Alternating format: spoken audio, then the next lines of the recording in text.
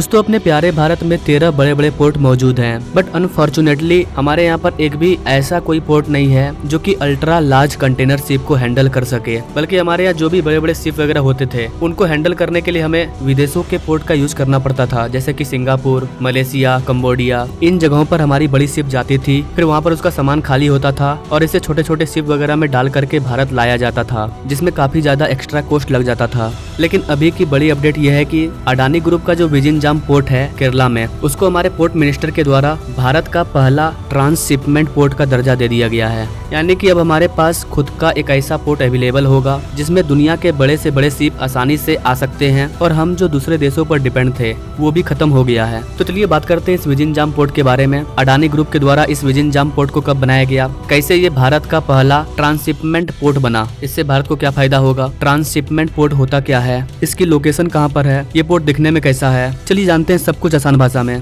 नमस्कार दोस्तों, मैं विकास और आप देख रहे हैं ऑल इंडिया अफेयर्स।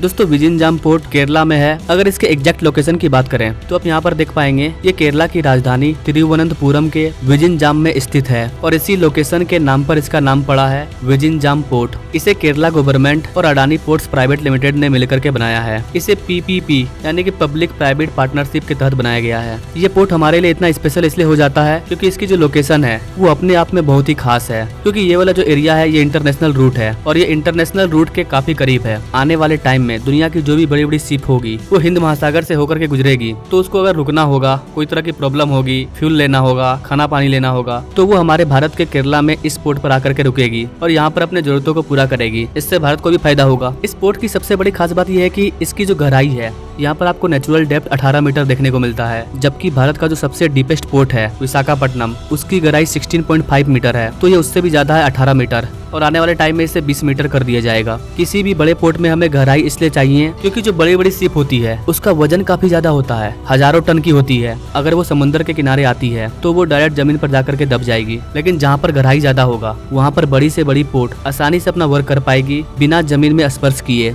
आपने इस तरह के कंटेनर को देखा होगा जो बड़े बड़े शिप वगैरह पर लदी होती है। इस तरह के हजारों कंटेनर आपको सिर्फ एक शिप पर देखने को मिल जाएंगे और ये जो हमारा पोर्ट है ये इस तरह के 1 मिलियन कंटेनर को रखने की कैपेसिटी रखता है। यानी इतना बड़ा इस पोर्ट को बनाया गया है कि अभी शुरुआती दौर में यहाँ पर 1 मिलियन इस तरह के कंटेनर को रखा जा सकता है।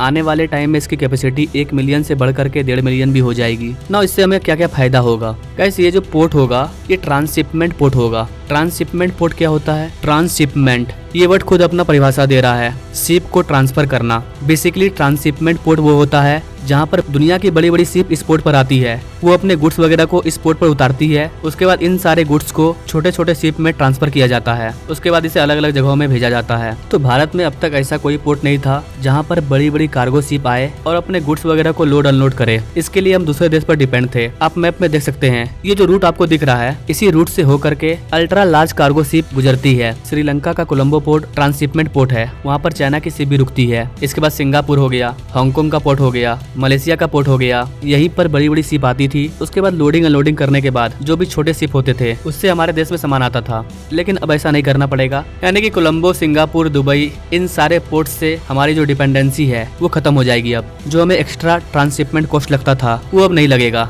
तो हमारा अच्छा खासा डॉलर बच जाएगा। और ये काफी बड़ा अमाउंट है गाइस, क्योंकि हमारा 90% मेजर कार्गो का हैंडल इन्हीं देशों से होता था। 2021-22 का डाटा है। इस टाइम भारत का जो ट्रांसशिपमेंट कार्गो था वो 4.6 मिलियन टीयूज का था, जिसमें से 4.2 मिलियन टीयूज भारत के बाहर ही हैंडल किया गया। यहाँ पर आप देख पाओगे इंडियन पोर्ट्स कैन सेव 200 से 220 मिलियन $US ईच ईयर। हर साल हमें इतना रुपया बचेगा जो कि हम इन कंट्रियों को देते थे। तो ये भारत का पहला ऐसा पोर्ट बन गया जहाँ पर मेगा मैक्स कंटेनर शिप भी आएगी। मेगा मैक्स कंटेनर शिप उसे कहते हैं जो दुनिया की सबसे लार्जेस्ट शिप होती है, वो शिप भी भारत के इस पोर्ट पर आकर के लगेगी। जाते जाते गाइस आपको एक और चीज बता दें कि भारत एक और ट्रांसशिपमेंट पोर्ट पर काम कर रहा है जिसका नाम है ग्रेट निकोबार आइलैंड। इसमें हमारी सरकार 41,000 करोड़ रुपया खर्च कर रही है और ये एक बहुत बड़ा प्रोजेक्ट है। इस पर मैंने एक बार वीडियो भी बनाया था। इसके ऊपर मैं अलग से सेपरेटेड अपडेटेड वीडियो ला दूंगा। इसे अंडमान निकोबार में बनाया जा रहा है। वैसे गाइस आप इस डेवलपमेंट के बारे में क्या कहना चाहेंगे? क्या इससे भारत का इंटरनेशनल ट्रेड और सुदृढ़ होगा? ऐसे लेटेस्ट अपडेट के बारे में जानने के लिए हमारे चैनल से जो जुड़े। Thanks for watching. मिलते हैं वीडियो में एक नई जानकारी के साथ, तब तक के लिए जय हिंद।